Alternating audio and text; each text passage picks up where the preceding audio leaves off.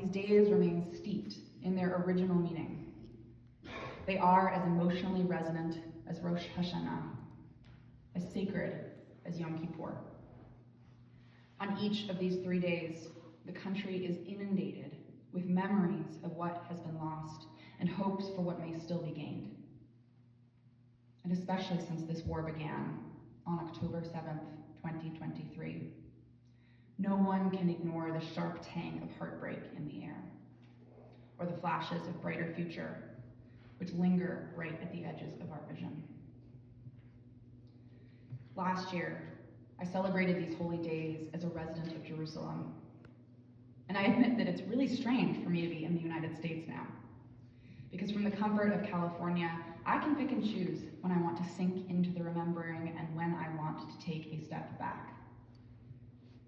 But in Israel, these days pressed down on me, at once smothering and liberating.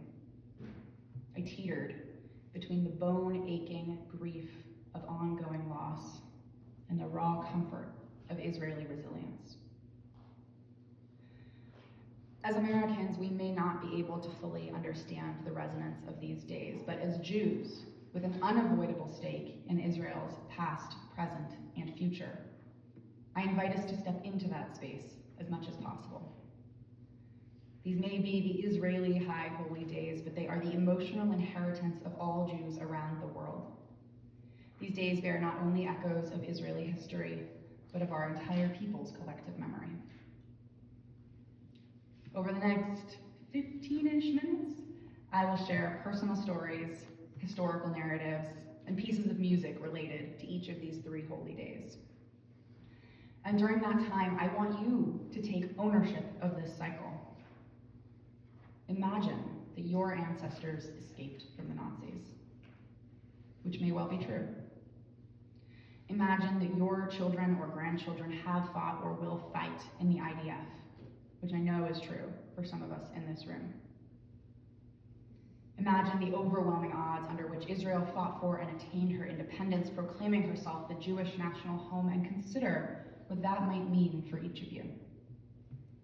Let go of this moment and allow yourself to step into collective memory.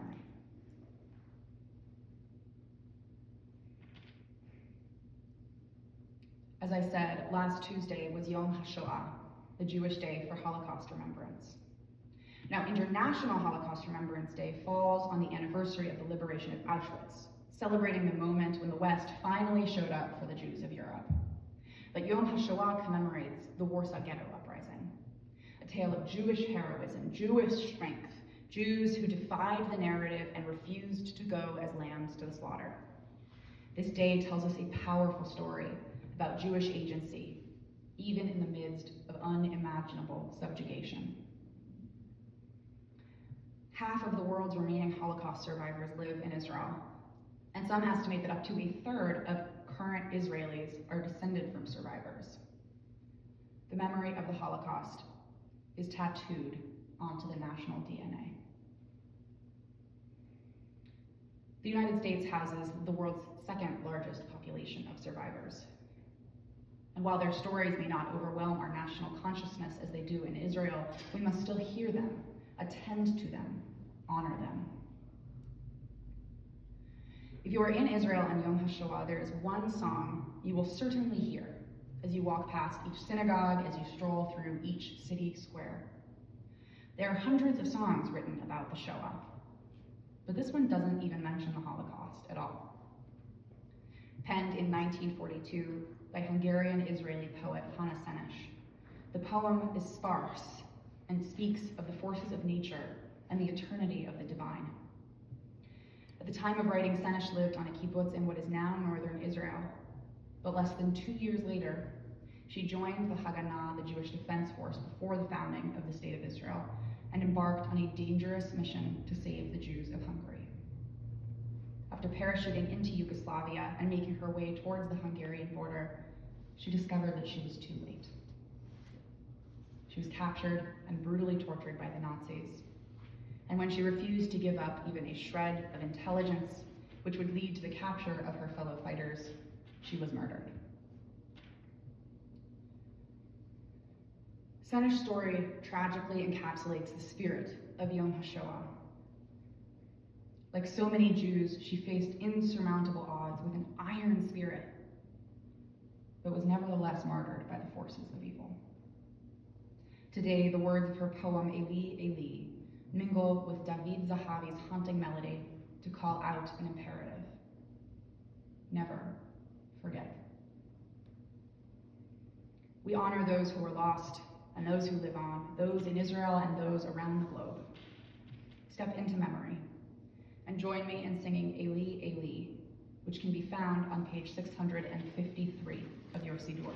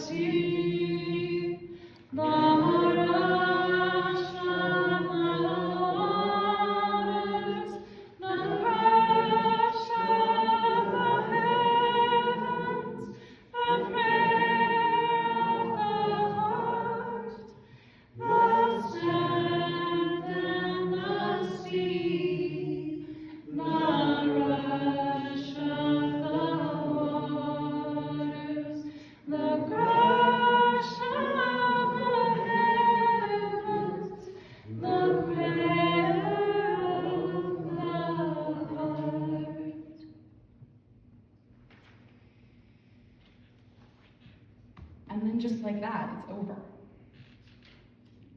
At nightfall, Yom Hashoah fades away, the solemn observance giving way to the rhythm of everyday life. But exactly 1 week later, the country is thrown back into the trenches of memory. This coming Tuesday is Yom Hazikaron l'Chalalei Tzahal u'Nifge'ei Pe'ulot Ha'eva, Memorial Day for Israel's fallen soldiers and Israeli victims of terror. Since its founding, Israel has drafted her 18-year-olds into the IDF, with some notable exceptions. Most Jewish Israeli teens serve the country in some capacity for 2 to 3 years. Bringing back to the United States, if you attend a Memorial Day ceremony in this country, very few people will have a direct connection to someone who died serving our country. Not so in Israel. In Israel, every single person knows the name and the heart of a fallen soldier. It is not a question of if you have lost somebody, but whom you have lost. On Yom Hazikaron, students wear blue jeans and white shirts to school. The older students, 17 and 18-year-olds who will soon receive their own draft notices, lead ceremonies replete with songs and poems written decades ago by those who believed that by now there would be no need for children to go off to war. The ceremonies conclude with lists of all of the alumni from the school who were killed in service or by acts of terror. And at the ceremony Jade and I attended last year, this list went on for over 10 minutes. Step back in time with me. Sit with me and listen to over 10 minutes of the names of children who studied and played soccer and snuck kisses behind the bleachers and then died. Over 10 minutes of living children who sit in an unnatural silence. They do not whisper. They do not fidget. They sit bowed with the great burden of these names of children who graduated from their school, children who sat in this very spot, listening to a list that was just a little bit shorter back then. Children with dreams of peace and heroism, who now lie sleeping under Jerusalem's sandy soil. These living children are quiet, with the terrible knowledge that they too must soon be prepared to make this ultimate sacrifice.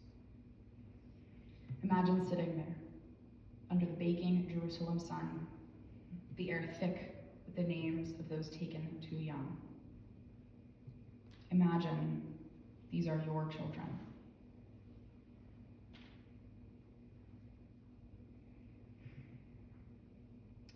Every school has such a ceremony, and many neighborhoods and religious communities hold their own observances later in that day. Though these ceremonies may differ in content and duration, each inevitably concludes with a rendition of Lu Yehi. Lu Yehi was composed by an Israeli songwriter named Naomi Shemer, famous for writing Yerushalayim Shel Zahav, Jerusalem of Gold.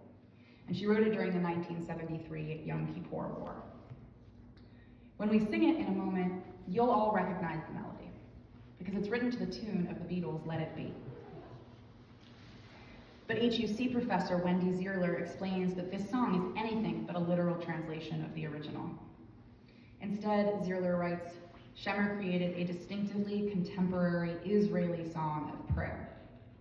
Even in the places where she borrowed directly from the imagery of the Beatles song, she transformed it into a more Jewishly resonant form. To me, Paul McCartney's Let It Be masterpiece as it is smacks a bit of passive resignation, the kind of whatever happens, happens. But Shemer's Lu Yehi reflects a tremulous belief that we can create a brighter future. It holds the sense that we must create a world which our lost ones would have wanted to see, that we cannot let their sacrifices have been in vain.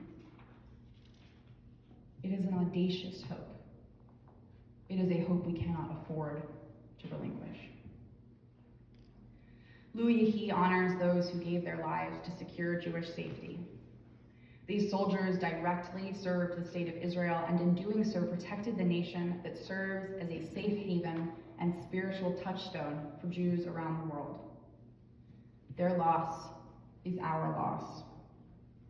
Their memory is our memory. These children are our children. The lyrics of Lu Yehi can be found on page 656. For the sake of time, we will sing only the first and fourth verses in our Sidurim. We lift our songs in a plea that the need for militaries and bloodshed will soon be eradicated, and that the memories of those we have lost will always be kept holy. Please feel free to sing along.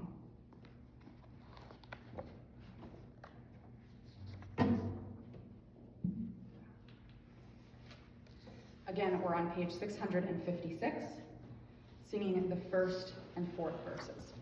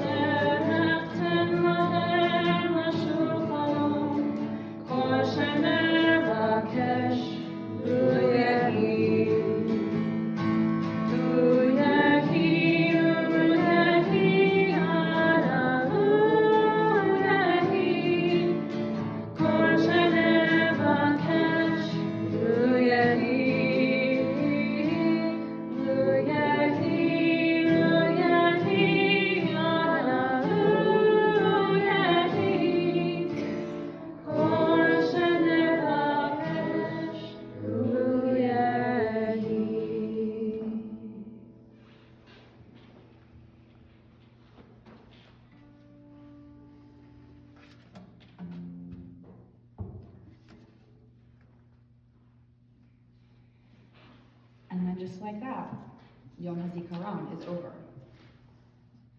But it is not over as Yom Hashoah was over, slipping away as we settle back into the rhythms of our lives. No, Yom Hazikaron is over like the nighttime, which slides slowly into the first gray of dawn before soaking the sky in a burning orange. Because at the same moment that Yom Hazikaron draws to a close, Yom Ha'atzmaut begins. We move in an instant from the anguish of Memorial Day to the exultation of Independence Day. Rabbi Dahlia Marks writes that though the distinction between the 2 days is extreme, they not only are mirror images of each other, but also define each other.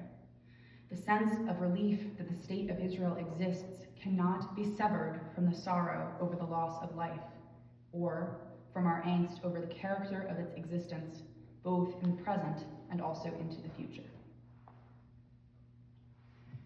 At nightfall, on Yom Ha'atzmaut, we transition from grief tinged with gratitude to celebration tinged with sorrow. From the swelling melody of Lu Yahi to the haunting harmony of Hatikva.